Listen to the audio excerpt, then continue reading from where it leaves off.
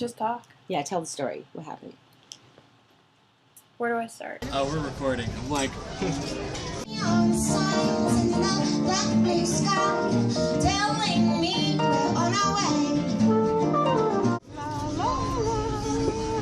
Cheers.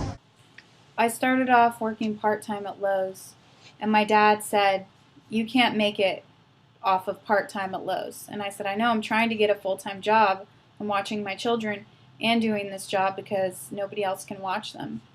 So during this transition, they needed to go stay with my husband's parents while we separated. That way I could get a full-time job, get on my feet, start making some money, and not have to be reliant on him.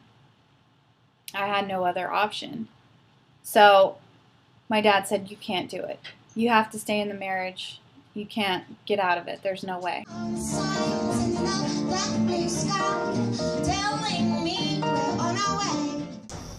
I guess it's the one time to tell it. Man, the one time I was ever scared in my life was when I smoked a roach of Greg Humphrey's weed. Am I gonna die?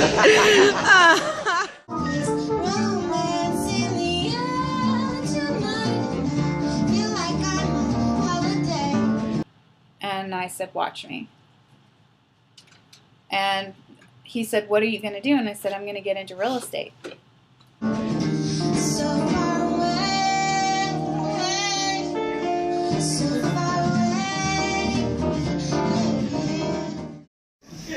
And he's like looking at me, you know, you can't even take him seriously. He's just like, "Listen here, you little shit." And I'm like, "Listen here, you big shit."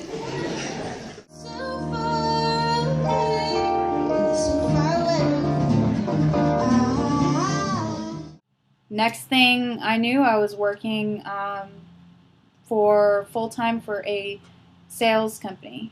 I was doing door-to-door sales, one of the hardest things I've ever done in my life. I was working 6 days a week, commission only, traveling, 12-hour days, just very difficult. My whole life depended on me getting sales.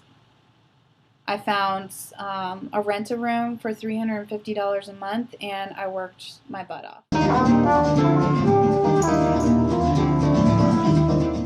Basically, he was like my mom's brother, and it's funny. Like I don't think of like, you know, aunts, uncles, nieces. Like in Nashville, I feel like you live with people for so long that like they replace that in your lives, you know, and he was definitely that.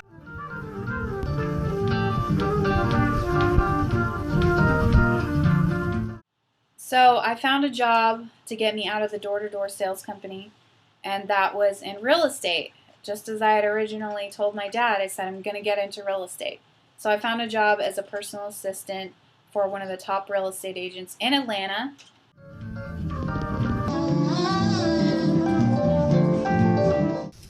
I'd fix his computers and stuff, and oh my god, I'm like unscrewing this computer, and there's like a dead cockroach. I'm like, how does a cockroach get into a computer, Greg?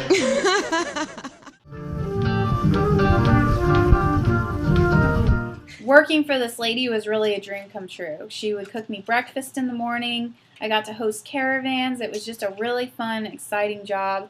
It was hourly, but you know, it was a regular schedule. I had the weekends off.